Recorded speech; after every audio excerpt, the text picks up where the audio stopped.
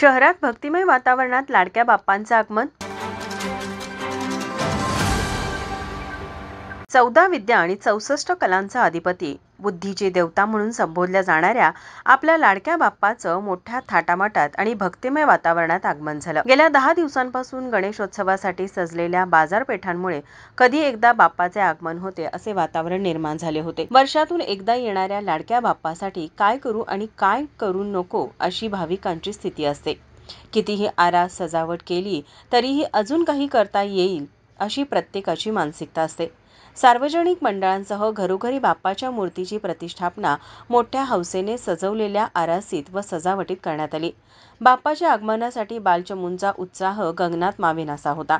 तसेच पारंपरिक वेशभूषा परिधान करून महिला व मुली आपल्या लाडक्या बाप्पाच्या आगमनासाठी सर्वात जास्त उत्साही होत्या। आपल्या लाडक्या बाप्पासाठी फळे, पूजेचे साहित्य घेण्यासाठी भाविकांची स्टॉल्सवर गर्दी पाहायला मिळाली। कुंभार गल्ली, बापट कॅम्पसह आदी ठिकाणाहून आपल्या लाडक्या बाप्पाला आपल्या घरी आणण्यासाठी भाविक मोठ्या संख्येनं गर्दी करत होते।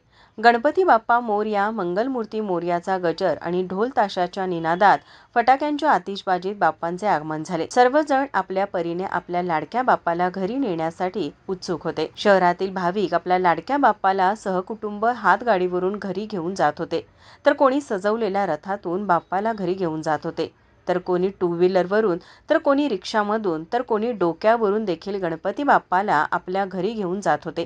त्यामुळे भाविकांची उत्सुकता शिगेला पोचली असल्याची झलक बाप्पाच्या आगमन मिरवणुकीतूनच पाहायला मिळाली। शहरातील प्रमुख मार्गावर व चौकाचौकात मोठा पोलीस बंदोबस्त तैनात करण्यात आला आहे।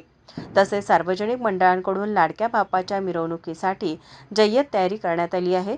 सर्व गणेश भक्तांना माझा महाराष्ट्र न्यूज परिवारातर्फे श्री गणेश चतुर्थीच्या हार्दिक शुभेच्छा। माझा महाराष्ट्र न्यूजसाठी कॅमेरामन नाज अत्तारसह अमृता बुगले, कोल्हापूर। बाळ, फ्रीजमधून श्रीखंड काढ ना। आम्ही पूर्वी घरीच बनवायचो श्रीखंड, त्याची चवच वेगळी होती। आता काय सगळं रेडीमेड। आजी, हे श्रीखंड खाऊन बघ।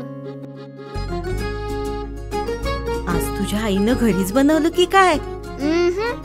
हे आहे गोकुळचं श्रीखंड, अगदी जिभेवर रेंगाळणार। जिभेवरच नाही तर मनावरही रेंगाळणार। गोकुळ श्रीखंड, मनावर रेंगाळणार।